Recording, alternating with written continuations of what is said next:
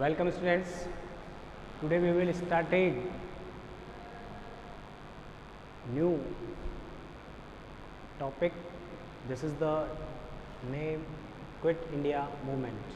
अंग्रेजों भारत छोड़ो या भारत छोड़ो आंदोलन। सबसे बड़ी बात, तीसरा राष्ट्रीय आंदोलन है। इसके संदर्भ में हमको राष्ट्रीय आंदोलन।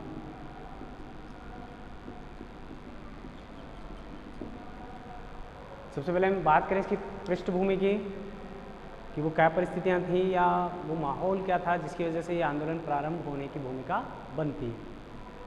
आपको पता है कि इस समय की सबसे बड़ी जो घटना रही ये 1942 में प्रारंभ होता है। अब ये समय ऐसा है कि द्वितीय विश्व युद्ध चल रहा है, सेकेंड वर्ल्ड वॉर जो प्रारंभ होता है 1 सितंबर से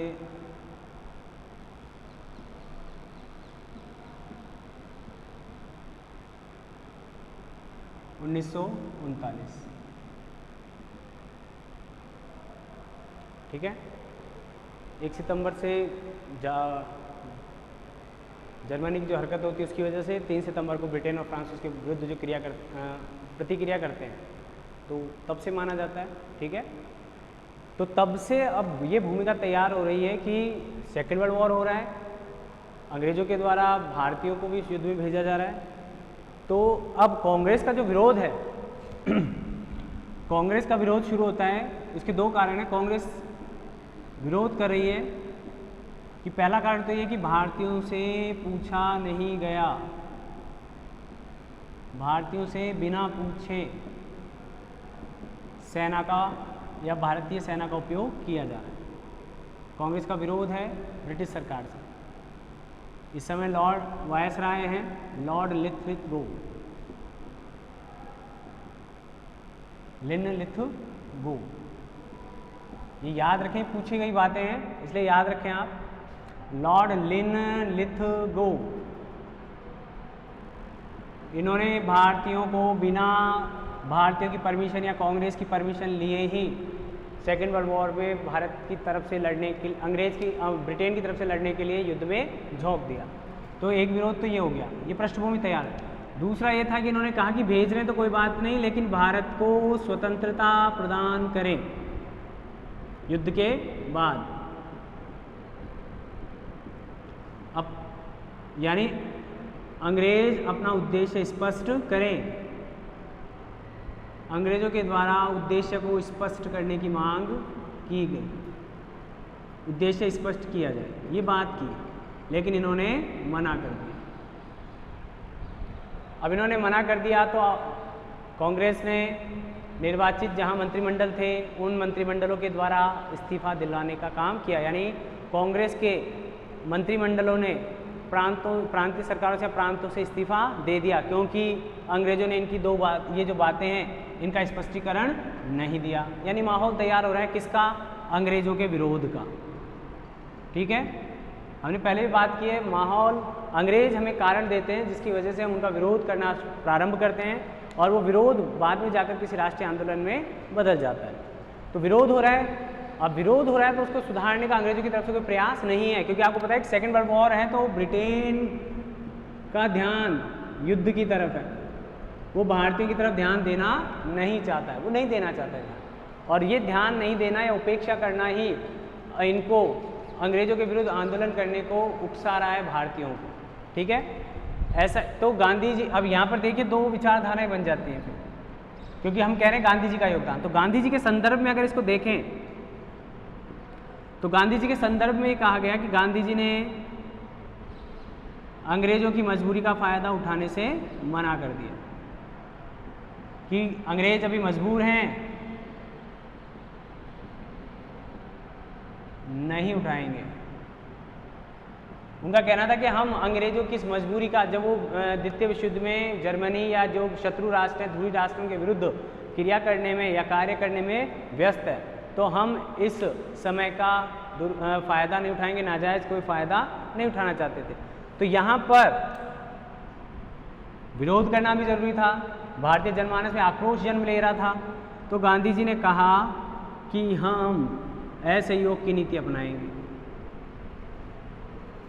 या शांतिपूर्ण प्रक्रिया से विरोध करेंगे। ठीक है, लेकिन लोगों ने इसका विरोध कर दिया। फिर गांधी जी की इन नीतियों का भारतीयों के द्वारा या कांग्रेस के द्वारा विरोध किया। कांग्रेस का मतलब कांग्रेस समिति नहीं कह रहा हूँ, कांग्रेस के लोगों में कुछ एक वर्ग था जो इनका विरोध कर रहा था, और भारतीय जनमानस भी इस नीति का विरोध कर रहा है। तो इसके फलस्वरूप गांधी जी का विरोध हुआ।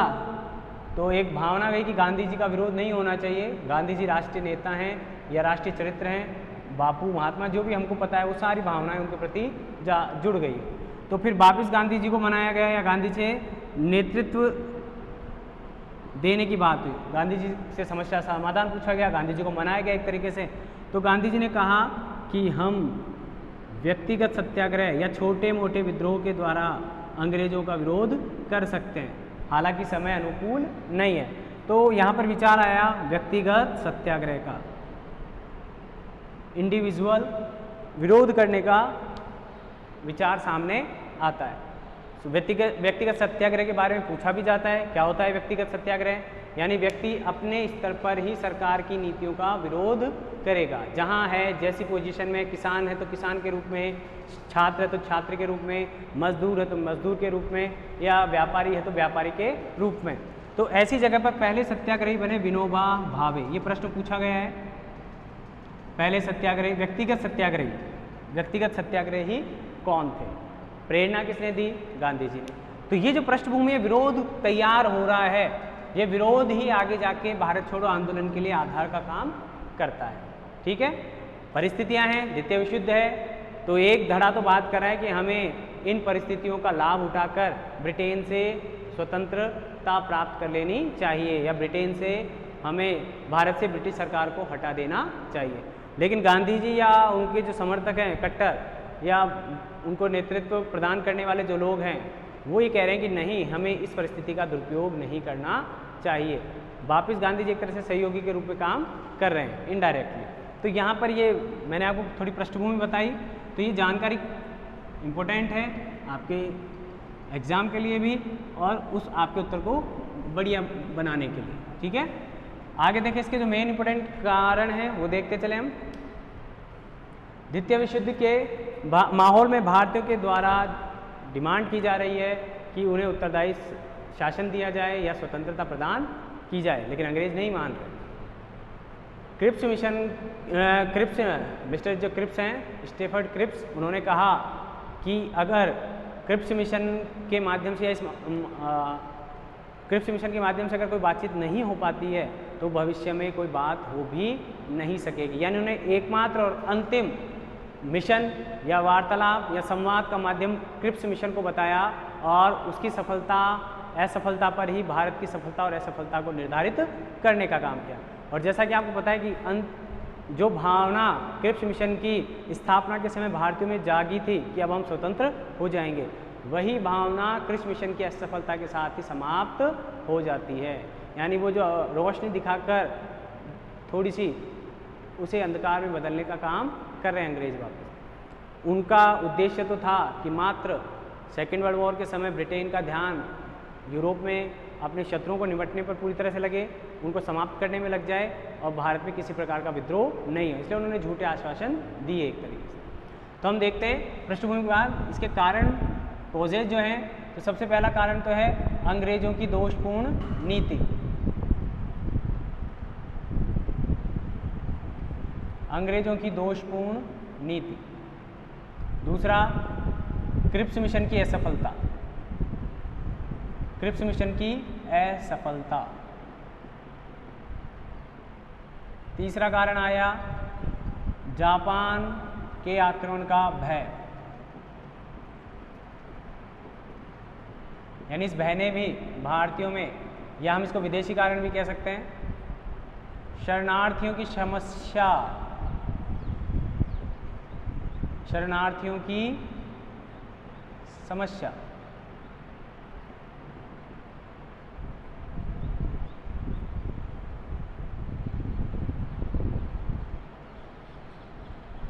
तो ये सबसे महत्वपूर्ण कारण थे जिनके द्वारा अंग्रेजों की पराजय भी है इसमें आगे जब आएगी, लिख देता हूँ फिर मैं। अंग्रेजों की दोषपूर्ण नीति के अलावा है अंग्रेजों की पराजय, यानी वो जो अंतर्राष्ट्रीय नेतृत्व है अंग्रेजों की, उस क्षमता पर डाउट पैदा हो रहा है।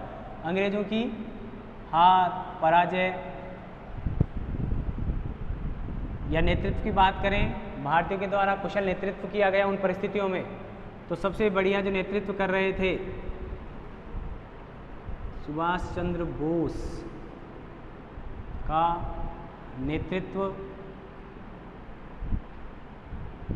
यानी ये जो प्रमुख आपने देखे 6 कारण हैं हमारे पास, ये 6 ऐसे कारण हैं जिन्होंने भारतीयों को आंदोलन करने के लिए प्रेरित किया या एक आधार देने का काम किया। इसके बाहर इसने एक नींव का काम किया जो कि भारतीयों पर डिपेंड है। अभी आगे आपको पता लगेगा कि भारतीयों को कैसे कह रहा हूँ मैं, ठीक है। तो हम बात करें, एक वन बाय वन बात करेंगे। अंग्रेजों की दोषपूर्ण नीति की अगर बात करें, अंग्रेजों की जो दोषपूर्ण नीति थी, अंग्रेजों की सबसे बड़ी कमजोरी तो ये रही कि उन्होंने भारतीयों को झूठे आश्वासन दिए। यानी जो झूठे आश्वासन हैं ये किसी भी प्रकार से भारतीय वर्ग को संतुष्ट नहीं कर पा रहे हैं, और ये जो संतुष्ट नहीं करने की जो बात है उनने भी भारतीयों में आक्रोश को जन्म देने का काम किया, पहला। दूसरा है, पोलैंड पर जब आक्रमण हुआ, ठीक है, तो उसमें भारतीयों की सहमति नहीं ली, भारतीयों की सहमति नहीं ली गई। सहमति नहीं ली गई यानी भारतीय सेना जो वहाँ प्रवेश करने वाली थी, उस भारतीय सेना को बिना भारतीयों की या कांग्रेस की या जो सरकार वहाँ काम कर रही थी भारतीयों के माध्यम से, उनसे किसी से भी परमिशन नहीं ली गई। तो इन नीतियों, दोषपूर्ण नीतियों ने भी उनमें या भारतीयों में आक्रोश को जन्म देने का काम किया।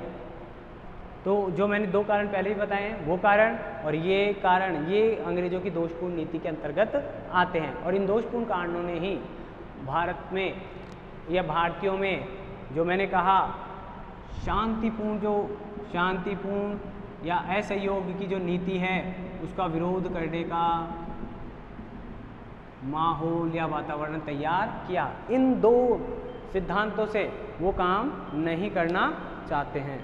इसी वजह से हमने या गांधी जी ने या गांधी जी के जो विरोधी हैं उन्होंने गांधी जी का विरोध किया कि नहीं, ये नीति यहाँ अब काम नहीं आएगी।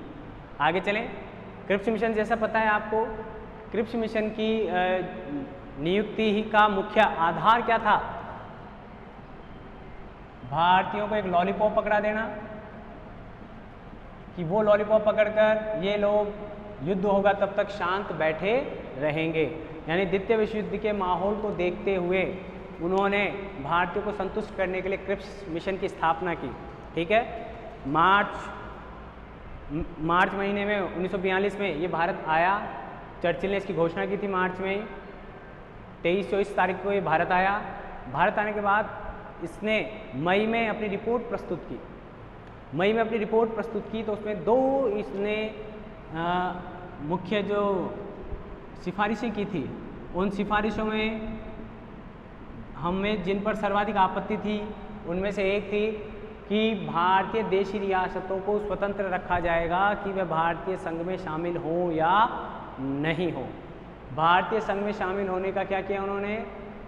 भारतीय संघ में या भारत स्वतंत्रता के बाद भारतीय संघ में शामिल होना ऐच्छिक बना दिया। क्या बना दिया? ऐच्छिक। इनकी इच्छा पर डिपेंड हो गए। जिसकी इच्छा है मिले, जिसकी इच्छा है नहीं मिले। पहली सिफारिश जिस पर हमारा विरोध है। दूसरी सिफारिश उन्होंने ये की कि भारतीयों संघ में जो भी शामिल होगा उसे ब्रिटेन के साथ भी अलग से संधि करनी पड़ेगी।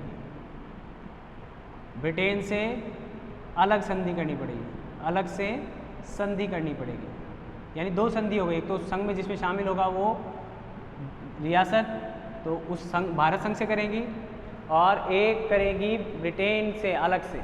तो इन 2 सिफारिशों पर भारतीयों को सर्वाधिक विरोध था, और इस विरोध के फलस्वरूप भारतीयों ने इसको मानने से मना कर दिया या इसकी सिफारिशों को मानने से मना कर दिया, और तो ये क्रिप्स मिशन असफल हो गया। और इसके असफल होने के साथ ही जैसे मैंने आपको बताया भारतीयों को जो एक उम्मीद जगी थी वो उम्मीद भी खत्म हो गई। इधर देखिए अब आगे चलें। सेकेंड वर्ल्ड वॉर के शुरुआती चरण में जापान विजय प्राप्त करता जा रहा है, आगे बढ़ता जा रहा है, तो स्वाभाविक है विजय प्राप्त कर रहा है तो इंग्लैंड सरकार पर दबाव बन रहा है और इसकी विजय जापानी आक्रमण भारत पर न हो जाए। जिस तरह से जापान निरंतर सफलताएं प्राप्त करता जा रहा था तो उससे ब्रिटिश सरकार में ये भय उत्पन्न हुआ कि कहीं ये भारत पर आक्रमण न कर दे, और इस आक्रमण के कारण ही या इस भय के कारण ही भारतीय जनता में भी आक्रोश जन्म ले रहा था कि ब्रिटेन हमारी सुरक्षा नहीं कर पाएगा। तो जापान के आक्रमण का भय भी तीसरा मुख्य कारण है जिसके कारण भारतीयों में एक आंदोलन खड़ा करने की आकांक्षा या इच्छा उत्पन्न होती है। आगे देखिए अब ये शरणार्थी कहाँ से आ रहे हैं? बर्मा से। बर्मा से भारतीयों पर, जो पहले बर्मा भारत में ही था, 1935 के अधिनियम के द्वारा बर्मा को भारत से अलग कर दिया गया, तो भी वहाँ भारतीयों की अच्छी खासी संख्या थी, अंग्रेज भी वहाँ पर थे। तो जब बर्मा पर आक्रमण हुआ तो बर्मा से जो शरणार्थी के रूप में जो भारतीय और जो अंग्रेज आ रहे थे तो वहाँ उनके साथ भेदभाव किया जाता है। भारतीयों को आने का मार्ग बड़ा दुष्कर मार्ग होता है, कठिन मार्ग से भारतीयों को आने की अनुमति मिलती है और अंग्रेजों को अंग्रेज सरकार बड़ी आसान मार्ग से, आसान तरीके से यहाँ आने के लिए प्रेरित कर पाती है। मतलब वहाँ भी डिवाइडेशन पैदा करते हैं, अलग अलग रास्तों से भारतीयों और अंग्रेजों को लाया जाता है, इस पर भी विरोध होता है। वहाँ बर्मा में भी भारतीयों पर अत्यधिक अत्याचार होते हैं, तो उन अत्याचार के वजह से भारतीयों में एक आक्रोश उत्पन्न होता है। उस आक्रोश ने अंग्रेजी सरकार के विरुद्ध भारत छोड़ो आंदोलन को प्रारंभ करने का माहौल बनाने का काम किया। आगे चलें। अंग्रेजों के हार भी एक बड़ा कारण है। कहाँ हार रहे हैं अंग्रेज? बर्मा, मलाया,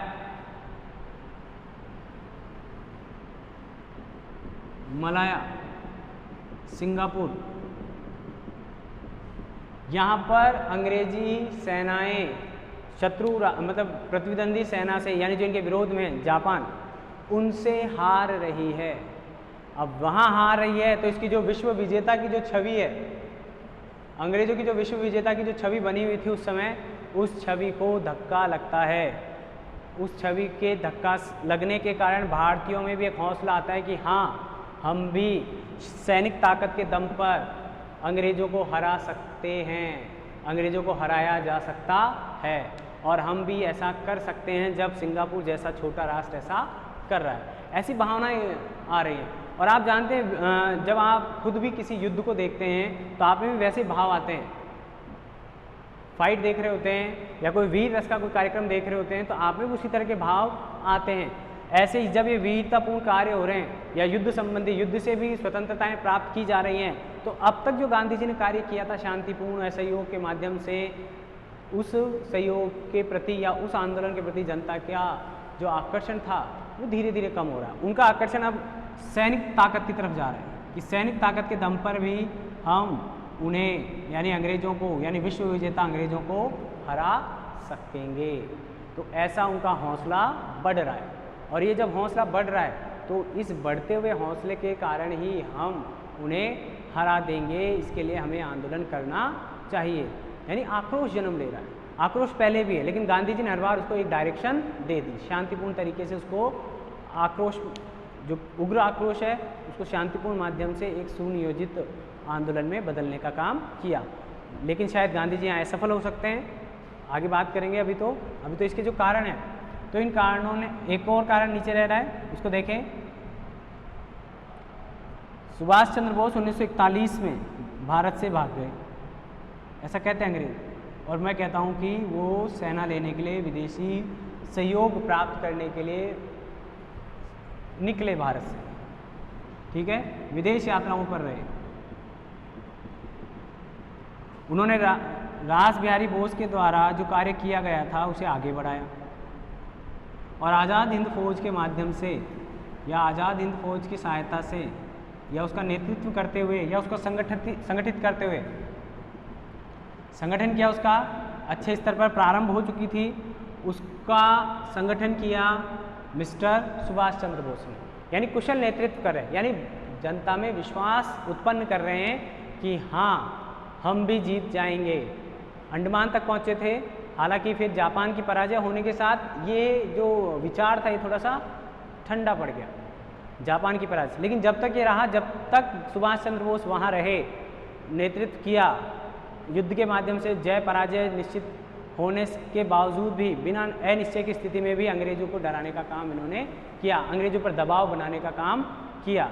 या भारतीय जनमानस को अगर मैं कह दूं कि भारतीय जनमानस को ये जो आंदोलन है वो एक तरह से उग्रवाद का या उग्रवादी विचारधारा जो थी, जो दबी हुई थी कहीं, विचारधारा का पुनर्जन्म मान सकते हैं इसको, क्योंकि उस समय ऐसा आक्रोश, ऐसे कार्य किए गए, ऐसा माना जा सकता है कि उग्र सुभाष चंद्र बोस का जो माहौल, जो नेतृत्व था, या जो उन्होंने इस आंदोलन को स्वरूप प्रदान किया, या इस आज़ाद हिंद फौज का संगठन किया, तो उससे लोगों में ये उग्रवादी विचार या सैनिक ताकत के जो विचार थे वह खुलकर सामने आने लगे। स्पष्ट तौर पर अंग्रेजी सरकार का विरोध किया जा रहा था।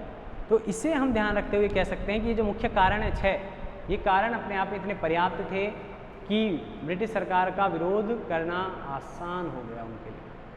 ठीक है, आगे देखें आप, इसको देखें हम, अब इसकी क्या रूपरेखा थी, क्या तैयारियां की गई थी, इन कारणों के अलावा और क्या क्या चीज़ें हैं जो हमें याद रहनी चाहिए।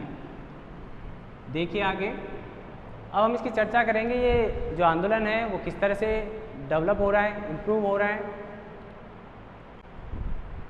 अब हम आगे देखें कि इस आंदोलन का स्वरूप क्या रहा, कैसे ये डेवलप हो रहा है, या कैसे इसको स्टार्टिंग मिलती है, या गांधी जी ने इसको क्या योगदान दे रहे हैं। आगे देखें इस आंदोलन का स्वरूप क्या रहा। स्वरूप से हमारा तात्पर्य है कि इसको कैसे इम्प्लीमेंट किया गया, इम्प्लीमेंट करने के लिए क्या काम किया गया। इसे एक तो अगस्त क्रांति कहते हैं, पहली बात, ठीक है। अब इसकी घोषणा या इसको स्वीकृति कब मिली? 14 जुलाई 1942 को कांग्रेस कार्य समिति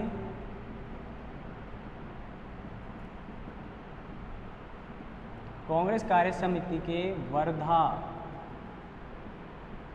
इसे वर्धा प्रस्ताव भी कहते हैं, इसी कारण वर्धा को पता है, ठीक है, तो इसको वर्धा प्रस्ताव भी कहा जाता है। तो कार्य समिति ने वर्धा में जो बैठक हुई, कार्य समिति की जो बैठक हो रही है, उस कार्य समिति की बैठक में इस प्रस्ताव को पास किया गया। उसके बाद 7 अगस्त 1942 को कांग्रेस का महासमिति की बैठक होती है। उसके नेक्स्ट डे यानी 8 अगस्त 1942 को समिति की स्वीकृति मिलती है इस प्रस्ताव को। फिर इसलिए इसको अगस्त क्रांति के नाम से भी जाना जाता है, क्योंकि अगस्त मंथ में ये हुई। तो ये दो बातें हुई, दो आंदोलन हुए। बॉम्बे में हुआ ये बम्बई में हुआ, ठीक है।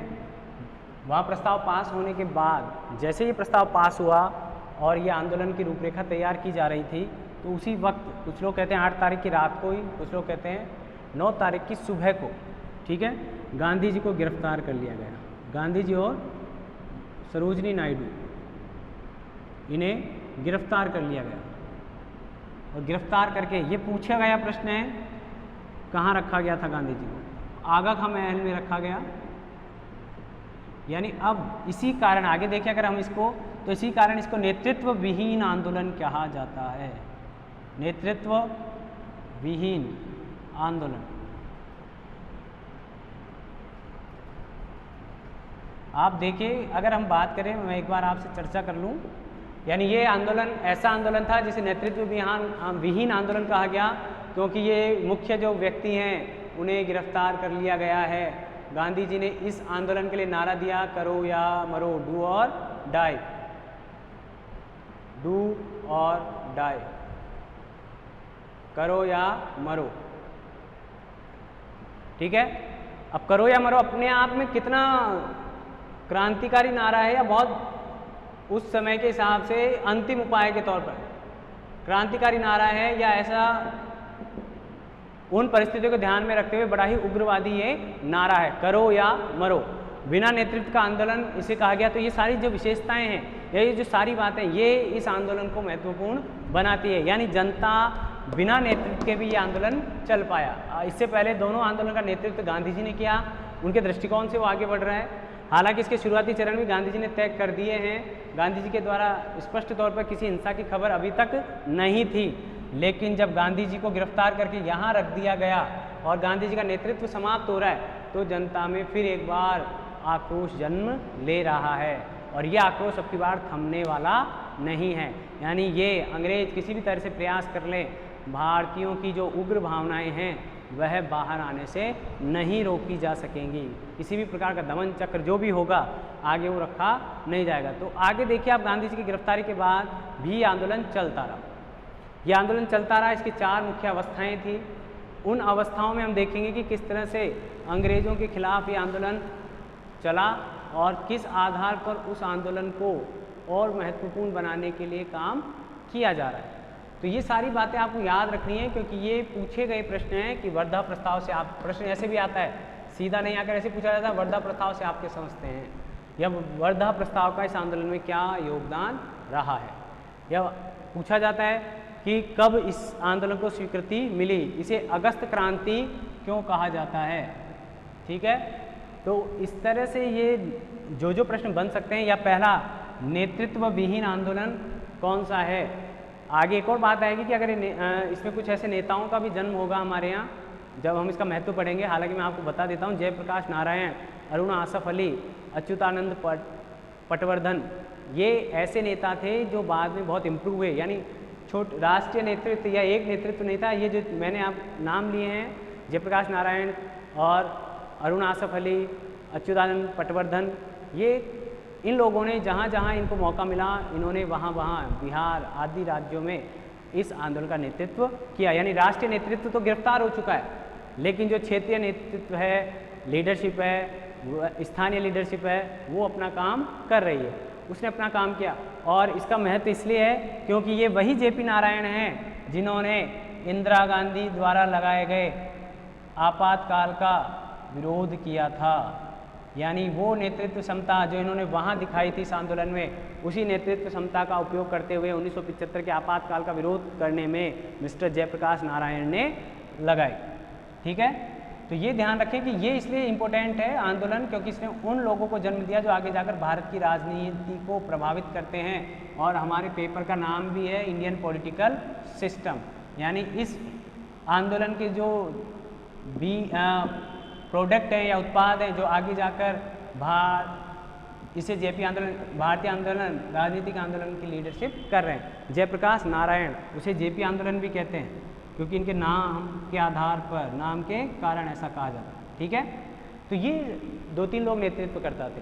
तो ये बेनिफिट भी है, महत्व भी है। आगे जब हम लिखेंगे तो एक तरह से नेतृत्व विहीन आंदोलन है, लेकिन फिर नेतृत्व कौन कर रहा है, तो हम यहाँ पर लिख दें कि राष्ट्रीय नेतृत्व से विहीन, राष्ट्रीय नेतृत्व विहीन आंदोलन, लेकिन लोकल लीडर इस आंदोलन को आगे बढ़ाने का काम कर रहे हैं। स्थानीय नेताओं के द्वारा इस आंदोलन को आगे बढ़ाने का काम किया जा रहा था। ठीक है, तो हम बात कर रहे थे इसके स्वरूप की, जो मैंने आपको बताया कैसा है। हिंसक भी हो सकता है, ऐसी कोई बड़ी बात नहीं, क्योंकि नेतृत्व नहीं, गांधी जी नहीं, तो हिंसक भी हो सकता है। कई जगह हिंसा भी हुई है, अंग्रेजों का विरोध किया गया है, अंग्रेजी सरकारों को हटाया गया है, भारतीय सरकारों को लगाया गया है, भारतीय सरकारों का निर्माण किया गया। तो आंदोलन का स्वरूप धीरे धीरे कैसा हो रहा है, आगे देखें आप।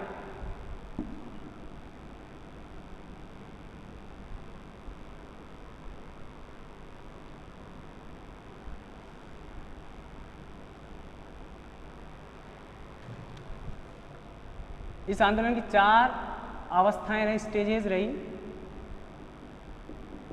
जो पहली है वो प्रारंभ होती है 9/8/1942 से, यानी गांधी जी की गिरफ्तारी के बाद। लोगों ने हड़तालें की, शांतिपूर्ण, इसका मतलब हड़ताल कर रहे हैं, जुलूस निकाल रहे हैं, मजदूरों जुलूस निकाल रहे हैं, नारेबाजी कर रहे हैं, प्रदर्शन कर रहे हैं, हिंसा किसी तरह की यहाँ है नहीं अभी, इस तरह के काम कर रहे हैं। ठीक है, मजदूरों ने लगभग 7 दिन तक, मजदूरों की हड़ताल, बड़ी संख्या में मजदूरों ने 7 दिन तक हड़ताल रखी। ठीक है, बड़े बड़े जुलूस निकाले गए, आप देखें इसमें। और नेतृत्व विहीन था, उसके अलावा छात्रों ने भाग लिया, किसानों ने भाग लिया, अपने अपने स्तर पर ले रहे हैं सभी। क्योंकि पता ही नहीं है, जोश भरा हुआ है फुल विरोध। कहते हैं कि 1857 की क्रांति के बाद सर्वाधिक उग्र आंदोलन था ये।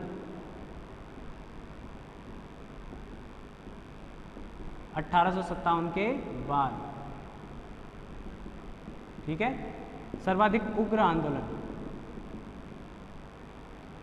तो आप समझ सकते हैं छात्रों, किसानों, मजदूरों सब भाग ले रहे हैं, अपने अपने प्रयास कर रहे हैं, ठीक है। तो आप देखिए कि ये आंदोलन अब आप छोटा मोटे भाग में नहीं हो रहा है, पूरे भारत में फैल रहा है। और क्या चाहता है, अंग्रेजों को निकाल के ही दम लेंगे, क्योंकि वो जो युद्ध का माहौल है वो लोगों में ओजस्वी भाषण दे रहे हैं नेता। जयप्रकाश नारायण ओजस्वी नेताओं में आते हैं, किसी लल्लू पंजू नेता में नहीं आते थे। जनता में भावनाएं भर रहे हैं, राष्ट्र प्रेम की। युद्ध का माहौल चल रहा है, द्वितीय विश्व युद्ध है, जापान जीत रहा है, जर्मनी जीत रहा है। तो ये जो सैनिक है वो किसका विरोध कर रहे हैं, ब्रिटेन का विरोध कर रहे हैं। तो वो जो ब्रिटेन की हार हो रही है, उस हार से इन लोग, हमको डायरेक्ट कोई फायदा नहीं हो रहा है कि हम जर्मनी हम हरा रहे हैं, हम जापान नहीं, लेकिन जहाँ जहाँ ब्रिटेन हार रहा है वहाँ वहाँ भारतीयों का उत्साह चरम पर पहुँच रहा है। तो इस पहले चरण में इस तरह से उनका विरोध किया जा रहा है, उनको नीचा दिखाने का काम किया जा रहा है। और ब्रिटिश सरकार भी यहाँ अभी तक शांतिपूर्वक अपना काम कर रही है, दमन चक्र अभी चलाया नहीं गया। आगे देखें आप, दूसरे स्टेज की बात करते हैं हम। तो दूसरे स्टेज में सरकारी भवनों पर या म्युनिसिपल कॉरपोरेशन जितनी भी है उन पर अटैक किया, यानी हिंसा का प्रवेश हो रहा है, ठीक है। दूसरे चरण में क्या हो रहा है, हिंसा का प्रवेश हो रहा है। सेकेंड स्टेज, अब आंदोलन बढ़ रहा है, जैसे मैंने कहा अभी दमन चक्र चला नहीं है, तो लोगों का आक्रोश बढ़ रहा है, उनका हौसला बढ़ रहा है कि हमें और कट्टर, या मैं कहूँ सरकार उपेक्षा की नीति अपना रही है। तो अब भारतीयों को ऐसा लग रहा है कि हमारा विरोध बेकार न चला जाए या सरकार हम पर ध्यान नहीं दे रही है। तो उन्होंने प्रयास किया कि वह सबसे पहले तो उन्होंने जितनी भी बिल्डिंगें सरकारी, म्युनिसिपल कॉरपोरेशन, रेलवे, सरकारी कार्यालय, अन्य जो कार्यालय रह गए वो, उन पर नियंत्रण कर लिया, तोड़फोड़ कर दी, उनका सरकारी कर्मचारियों को भगा दिया गया। इस तरह के काम किए गए, यानी सरकार जो थी, सरकारी जो नियंत्रण था उसको चुनौती दे दी गई।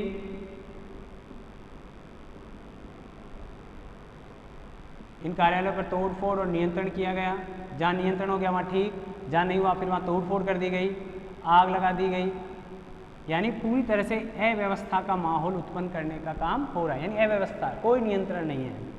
सरकार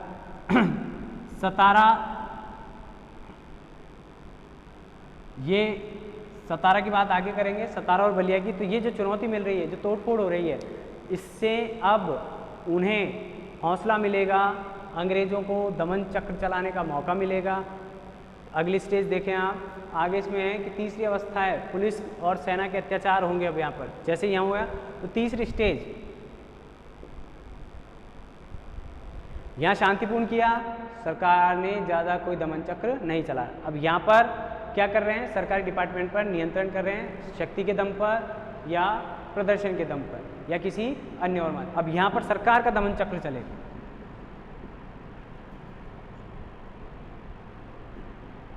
और उस दमन चक्र के फलस्वरूप क्या होगा, अंग्रेजी सरकारों को हटा दिया जाएगा, अंग्रेजी सरकारों को हटाया जाएगा। हटाया कैसे जाएगा, वहाँ अभी मैं जो बता रहा था, सतारा और बलिया और भी बहुत सारी जगहें थी जहाँ स्थानीय प्रशासन या जो प्रशासन था वो स्थानीय प्रशासन प्रजा के नियंत्रण में आ गया, यानी यहाँ स्थानीय सरकार की स्थापना कर दी गई। ये प्रश्न आएगा कि सबसे पहले कहाँ हुई, तो बलिया में अस्थायी सरकार बना दी गई। अस्थायी सरकार की स्थापना हुई 1942 के भारत छोड़ो आंदोलन के दौरान, ठीक है। तो ये ध्यान रखें। तो ये दमन चक्र हुआ, दमन चक्र के फलस्वरूप ये काम हो रहे हैं। अब फिर सरकारें बन गई, मतलब दमन चक्र का मतलब यहाँ ख़त्म नहीं हो रहा है, फिर वो ये हमने एक अच्छा काम किया कि अंग्रेजों की सरकारों को हटाकर वहाँ अपना कार्यक्रम कर रहे हैं, वहाँ सरकार की स्थापना कर दी। यानी हमने किसको चुनौती दे दी? ब्रिटिश सरकार को। अब जो चौथी स्टेज आएगी इस आंदोलन की, वह बहुत ज़्यादा उग्र होगी। वहाँ देखिए सरकार का विरोध चल रहा है, सरकार भी नियंत्रण कर रही है, लेकिन कठोरता से नहीं कर पा रही है। ये चक्र आएगा फोर्थ स्टेज, और ये जो स्टेज है ये कहते हैं कि 1857 के दमन चक्र के बाद का सबसे कठोर दमन चक्र चलाया गया, सबसे कठोर दमन चक्र चलाया गया 1857 के बाद का। ठीक है, 1857 के बाद का सबसे कठोर दमन चक्र चलाया गया। 60,000 लोगों को गिरफ्तार कर लिया गया, लगभग 1000 के करीब लोगों की हत्या कर दी गई या हत्या हो गई। लगभग 3500 के करीब टेलीफोन तार काट दिए गए या टेलीफोनों को नुकसान पहुंचाया गया। अभी टेलीफोन तार काटना सरकार दोनों के लिए ही था, उग्रवादियों की वार्ता भी आपस में नहीं हो और सरकार भी कोई संदेश नहीं दे पाए। तो इस तरह के जब काम हो रहे हैं, यानी ये दमन चक्र चल रहा है, लोगों को गिरफ्तार किया गया, जेलों में डाल दिया गया, लोगों के विरोध को दबाया गया, लाठीचार्ज किए गए, महिलाएं, बच्चे आदि बहुत सारे लोगों को चोटें पहुंच रही हैं। इस तरह का ये आंदोलन चल रहा है। तो आप समझ सकते हैं कि नेतृत्व विहीन होने के कारण कोई डायरेक्शन नहीं है, किसी की कोई जिम्मेदारी नहीं है कि हाँ ब्रिटिश सरकार भारतीयों पर आरोप लगाती रही, भारतीय ब्रिटिश सरकार पर आरोप लगाते रहे हैं।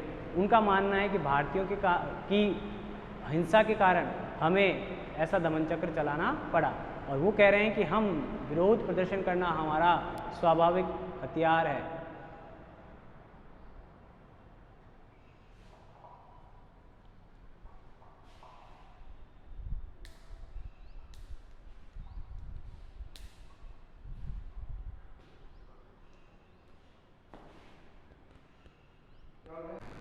अब जैसा कि हमें पता चला चारों स्टेज, चारों अवस्थाएं, हालांकि इस स्टेज में आगे नेतृत्व भी किया गया। आगे फिर जयप्रकाश नारायण अरुण आसफ अली ने जब नेतृत्व संभाला तो थोड़ा सा आक्रोश जो था या दमन चक्र के फलस्वरूप लोगों की जो उग्रवादी जो भावनाएं थी वो शांत हो गई थी उसमें। तो उन्होंने शांतिपूर्ण तरीके से आगे काम किया, छापामार पद्धति से काम किया। ठीक है, इंदिरा गांधी के बारे में कहा जाता है उन्होंने भी इस आंदोलन में बढ़ चढ़कर भाग लिया था। और तिलक दिवस मनाए गए, स्वतंत्रता दिवस मनाए जा रहे हैं इस स्टेज में, तिलक दिवस मनाए गए और स्वतंत्रता दिवस मनाए गए। तो इस वजह से क्या हो रहा है कि सब चीज़ें लोगों में बेकी बे भावनाएं चल रही हैं। बस वो जो उग्रता नाम की जो चीज़ थी वो कुछ समय बाद गायब हो जाती है। जब दमन चक्र चल रहा है इसके बाद लोगों में आंदोलन खत्म नहीं हो रहा है, आंदोलन के प्रति किसी तरह की कोई नकारात्मकता नहीं है, आंदोलन चलना चाहिए। और इन लोगों ने काम किया और बहुत अच्छा काम किया। अभी जब इसका महत्व देखेंगे तो आगे देखेंगे। अब आगे देखते हैं हम, नेतृत्व किया है जयप्रकाश नारायण ने और अरुण आसफ अली ने, इनके द्वारा नेतृत्व किया जा रहा है इस दमन चक्र के बाद, यानी चौथी स्टेज में, जो फोर्थ स्टेज हमारी। तो आंदोलन चल रहा है, बड़े अच्छे से चल रहा है, शांतिपूर्ण तरीके से चल रहा है। इसके परिणाम देखें, परिणाम या महत्व हम देख सकते हैं, अच्छाइयाँ और जो बुराइयाँ निकल के सामने आ रही हैं। इसके रिजल्ट क्या रहे बाद में, तो सबसे पहला काम रहा, पहला अगर महत्व देखें, महत्व परिणाम क्या रिजल्ट रहा और उसका क्या महत्व रहा, क्यों इम्पोर्टेंट है। तो पहला रहा ये स्वस्फूर्त आंदोलन था, जैसे हमने पहले भी बात की। अब कहने का तो इस आंदोलन का नाम रखा गया नेतृत्व विहीन, और मैंने फिर आपको बताया कि यहाँ लोग अपनी इच्छा से भूमिका बंधी व्यक्तिगत सत्याग्रह से, व्यक्तिगत सत्याग्रह का मतलब भी, व्यक्तिगत सत्याग्रह का मतलब व्यक्ति खुद करे, आगे बढ़े, सत्याग्रह खुद करे अपने अपने स्तर पे। तो जब वो आंदोलन सफल हुआ या उसने आंदोलन में काम किया तो वो आंदोलन आगे जाके स्वस्फूर्त आंदोलन, यानी इसके लिए काम कर रहा है, यानी लोगों ने जिन जिन लोगों ने इससे जुड़े या जो जो लोग इसके अंतर्गत आए या इससे प्रभावित हुए, उन लोगों ने आगे जाकर खुद के स्तर पर भारत छोड़ो आंदोलन को आगे बढ़ाने का काम किया और ये भारतीयों के लिए बहुत बड़ी जीत थी। यानी प्रत्येक भारतीय मांग कर रहा है स्वतंत्रता की, या स्वतंत्रता पाना चाहता है, या वो अपनी उद्घोषणा कर रहा है कि अब अंग्रेज़ों को भारत छोड़कर चले जाना चाहिए। ठीक है, तो पहला हमें फ़ायदा हुआ कि लोग ये आंदोलन स्वस्फूर्त आंदोलन था। दूसरा देखें आप, विदेशी सहयोग।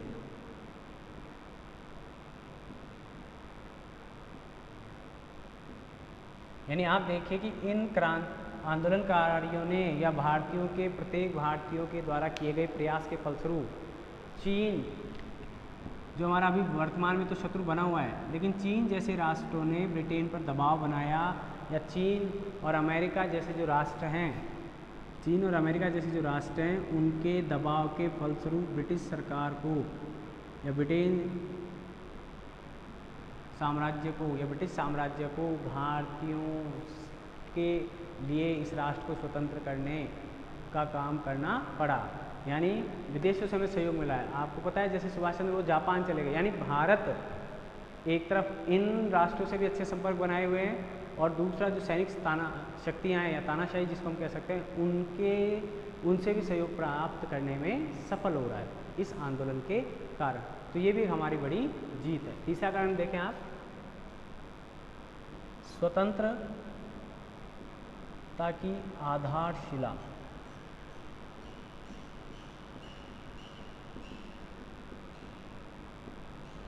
इस आंदोलन में लोगों ने इस तरह से काम किया कि उनमें या उन्हें एकमात्र और अंतिम लक्ष्य स्वतंत्रता ही दिखाई देने लगी कि अब हमें स्वतंत्रता से कम कुछ भी मंजूर नहीं है, हमें कुछ भी नहीं चाहिए, हमें स्वतंत्रता चाहिए। स्थानीय स्वशासन नहीं, स्वराज्य नहीं, स्वतंत्रता चाहिए। ब्रिटिश शासन से हमको क्या चाहिए? स्वतंत्रता चाहिए। ऐसे प्रयास किए गए और ऐसी भावनाएं उस आंदोलन के द्वारा प्रत्येक भारतीय के मन में स्थापित हो गई थी। तो ये बड़े महत्वपूर्ण बात है कि भारतीय किसी भी तरह से अब किसी कम स्वतंत्रता से कम चीज़ पर मानने को तैयार नहीं है। खुद प्रत्येक भारतीय की आकांक्षा है कि भारत स्वतंत्र हो जाए, स्वतंत्रता की मांग कर रहे हैं। ठीक है, अपने स्तर पर, स्थानीय स्तर पर आगे से कोई इनकी मांगे नहीं रख रहा है। ये हमारी मांगे कोई नहीं रख रहा है आगे कि हाँ जी आप रखिए, नहीं, हम चाहते हैं कि हमें स्वतंत्रता ही चाहिए। कोई आयोग नहीं चाहिए, हमें कोई भारत शासन अधिनियम नहीं चाहिए, कोई सा भी नया, कोई समिति नहीं चाहिए, हमें पहले स्वतंत्रता चाहिए। यानी इतना ज़बरदस्त मांग हो गई। तो इसके फलस्वरूप भारतीय आगे हमें देंगे। अभी देखते हैं हम आगे क्या मिलता है हमें। नव नेतृत्व क्षमता का पता लगा हमें।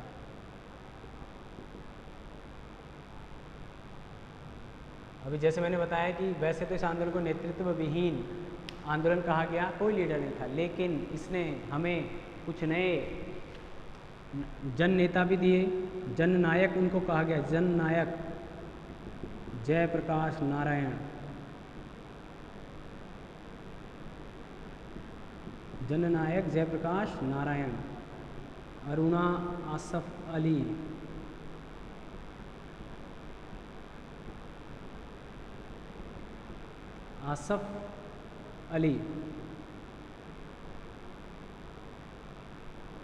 अच्युतानंद पटवर्धन,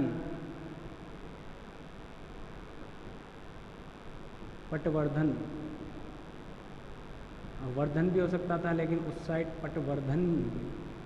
ठीक है, तो ये कुछ लीडर हमारे पास निकलकर सामने आ रहे हैं। तो ये भी हमें इस आंदोलन की देन है।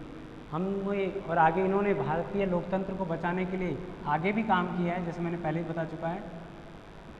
लोकतंत्र के प्रहरी के रूप में काम करते थे ये, यानी बहुत अच्छा नेतृत्व क्षमता आगे भी भारत के पास रही है। तो ये इस आंदोलन की देन है। आगे देखें आप, तो यानी ये जो नेतृत्व क्षमता ये डेवलप हो रही है इस आंदोलन से, तो इन्होंने आगे ऐसा नहीं कि इस आंदोलन के बाद ये रुक गए हों, जब तक स्वतंत्रता प्राप्त नहीं हुई तब अपने अपने स्तर पर इन्होंने काम चालू रखा। इसी का परिणाम रहा कि हमें स्वतंत्रता अंततोगत्वा प्राप्त हुई।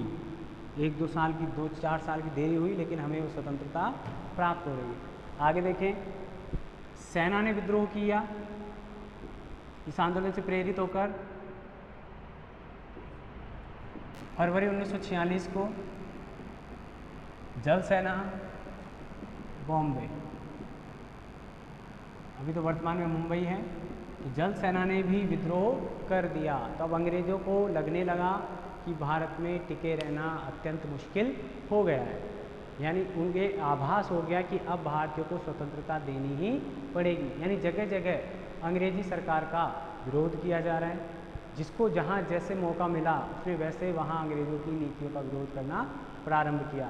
शांतिपूर्ण आंदोलन करने थे वहाँ शांतिपूर्ण आंदोलन किए, जहाँ विरोध प्रकट जहाँ सैनिकों ने किया वहाँ सैनिकों के द्वारा किया गया। हिंसक अहिंसक सभी तरह के आंदोलन भारत छोड़ो आंदोलन के दौरान संपूर्ण भारतवर्ष में किए जा रहे थे। यानी अंग्रेज़ों को बुरी तरह से परेशान कर दिया गया इस आंदोलन के दौरान।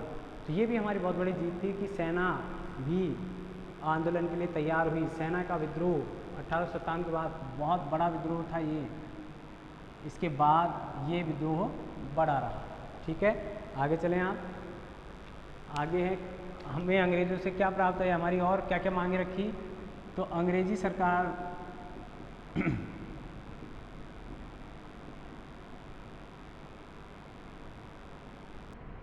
अंग्रेज सरकार से हमें कैबिनेट मिशन,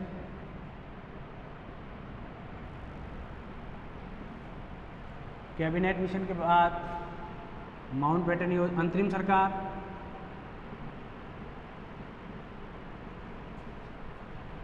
माउंटबेटन योजना आई फिर।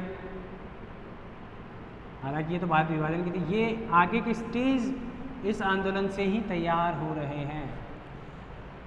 हमने संविधान सभा के निर्माण किया, उससे पूर्व भी ये सारे कैबिनेट मिशन आया जिसने हमको संविधान सभा स्थापित करने या संविधान सभा के निर्माण का हमारा प्रस्ताव माना गया।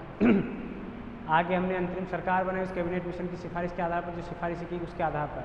फिर अंत में जाकर हमें माउंटबेटन योजना के तहत भारत को आज़ादी स्वतंत्रता प्रदान करने का विचार पास हो गया या मंजूर किया गया।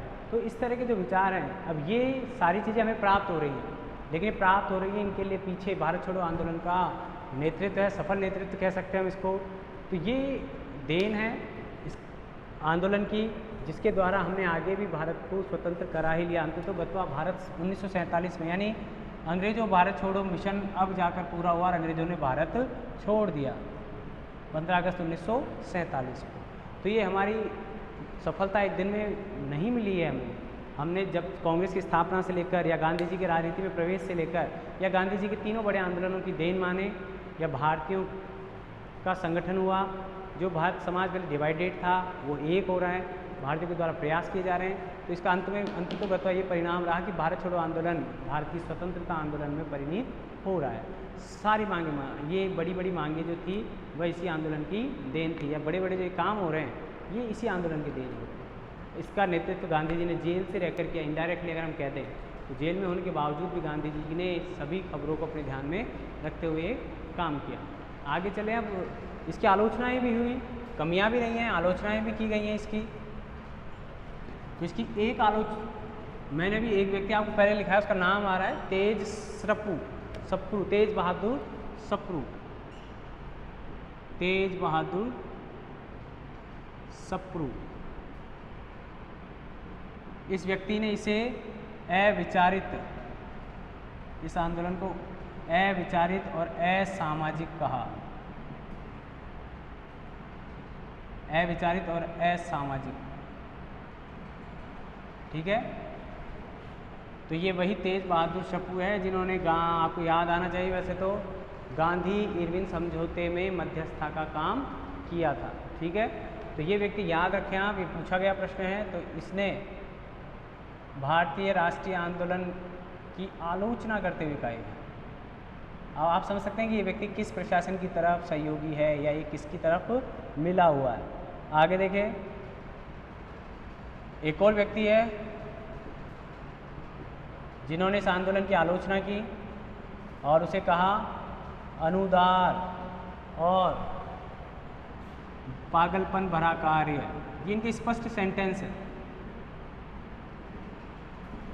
यानी ये इस कार्य को या इस आंदोलन को ऐसा कह रहे हैं कि ये अनुदार है यानी कठोर है, या जो भारतीयों के द्वारा जो कार्य किए गए हैं हिंसा के या तोड़फोड़ के या सरकार स्थापित करने के या कारखानों पर कार्यालयों पर नियंत्रण करने के, वे सब बेवकूफ़ों जैसे काम थे, ऐसा नहीं किया जाना चाहिए था। ये दोनों व्यक्ति ब्रिटिश शासन के समर्थक हैं या ब्रिटिश शासन में इनको स्वामी भक्ति या आस्था हो सकती है। तो इन दो व्यक्तियों ने मुख्यतः भारत छोड़ो आंदोलन की आलोचना करते हुए ये कहा है कि ये आंदोलन उचित नहीं था, ये ब्लैक मेकिंग का काम भारतीयों के द्वारा किया गया ब्रिटिश सरकार के प्रति। इस आंदोलन की कुछ कमियां देखते हैं।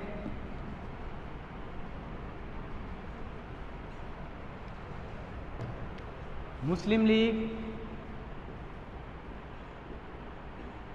लीग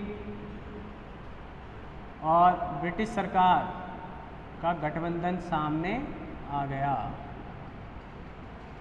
ठीक है, मुस्लिम लीग और ब्रिटिश सरकार का जो गठबंधन था वह बिल्कुल सामने आया। सामने आया मतलब अंग्रेज़ों ने मुस्लिम लीग ने इस आंदोलन में भाग नहीं लिया। मुस्लिम लीग ने इस आंदोलन में भाग नहीं लिया, इसका मतलब वो इनडायरेक्टली ब्रिटिश सरकार का समर्थन कर रही है। तो आप समझ सकते हैं कि ये गठबंधन आज से नहीं है, शुरू से ही ये ब्रिटिश सरकार के साथ मिला हुआ है। कुछ लोग कहते हैं कि इसी का नतीजा रहा कि भारत का विभाजन हो रहा है या भारत के विभाजन की मांग इनके सहयोग को देखते हुए मान ली गई। ठीक है, दूसरा देखिए, जो उच्च वर्ग है, उच्च वर्ग और जो प्रशासनिक अमला है यानी सरकारी कर्मचारी, उन्होंने इस आंदोलन में या तो भाग नहीं लिया सक्रियता के साथ, एक तो भाग नहीं लिया, कोई बात नहीं, न्यूट्रल नहीं रहे यानी ब्रिटिश सरकार की मदद कर रहे हैं। सरकारी कर्मचारी जितने वे और जो उच्च वर्ग के व्यक्ति हैं वे, यानी राजा महाराजा या जो भी अन्य व्यक्ति आ सकते हैं बड़े, उन सब ने भारत छोड़ो आंदोलन का विरोध किया या उस आंदोलन में ब्रिटिश सरकार की सहायता करने का काम किया। तो ये जो वजह है, इस वजह के कारण ही भारत छोड़ो आंदोलन को थोड़ा वक्त लग रहा है, लेकिन आंदोलन सफल हो रहा है। ऐसी बात नहीं है कि हम कुछ व्यक्ति, क्योंकि आप जानते हैं कि संख्या सीमित है, बहुत बड़ी संख्या में नहीं है ये लोग, तो ये संख्या सीमित होने के कारण ये आंदोलन उतना सफल नहीं रहा जितना रह मतलब ये इनका विरोध उतना सफल नहीं रहा जितना कि ये आंदोलन सफल रहा है। तो आगे हम और देखें इसको। अब इसका एक और कारण है जिसके द्वारा या जिसे हम इस आंदोलन की कमी कह सकते हैं। यानी अब अगर हम देखें कि अगर जैसे दो नेतृत्वकर्ता व्यक्ति थे वह इस आंदोलन का नेतृत्व कर रहे हैं, तो दूसरी तरफ जिन्ना यहाँ जो था, जिन्ना भी नेगेटिव आया है। एक दल और है इसके साथ नहीं लिखना चाह रहा था मैं, लेकिन लिख देते हैं, साम्यवादी दल। साम्यवादी दल ने भी और मुस्लिम लीग ने भी इस आंदोलन में भाग लेने का काम नहीं किया, और साम्यवादी दल को हो सकता है मुस्लिम लीग का सपोर्ट रहा हो, इसका कोई तथ्य नहीं, लेकिन ये दोनों जो दल हैं इन्होंने भारत छोड़ो आंदोलन में भाग नहीं लिया। तीसरी जो इसकी कमी निकल के आती है जो पॉजिटिव है, ब्रिटिश शासन की ताकत को प्रदर्शित करने का काम किया, ब्रिटिश शासन के शक्तिशाली पक्ष को उजागर किया। तो ये हमारे लिए कमी का काम कर रहा है। यहाँ ब्रिटिश शासन ने इस आंदोलन का दमन कर दिया, यानी इसकी स्थिति बदल दी थी। यानी हम चाहकर भी इस ब्रिटिश शासन को एट ए टाइम उस आंदोलन के समय वहाँ भारत से निकाल नहीं पाए। इसका मतलब ये ब्रिटिश सरकार द्वितीय विश्व युद्ध के दौरान भी शक्तिशाली रही, किसी प्रकार की इसमें कमी नहीं आ रही है, या भारत के प्रति भारत के प्रति जो इसका रवैया था उसमें कोई कमी नहीं आ रही।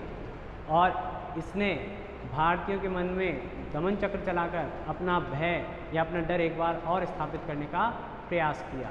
यानी जो हम अंतिम उद्देश्य के लिए इस आंदोलन को प्रारंभ किया था वो हमें इस समय तो नहीं मिला जब ये आंदोलन हमने किया, लेकिन दूरगामी परिणाम में देखा जाए तो भारत बाद में स्वतंत्र हो रहा है, लेकिन इस समय भारत स्वतंत्र नहीं हो पा रहा है। यानी ब्रिटिश शासन अभी भी बहुत शक्तिशाली था, आप डायरेक्ट उसे ताकत के दम पर नहीं हरा सकते थे।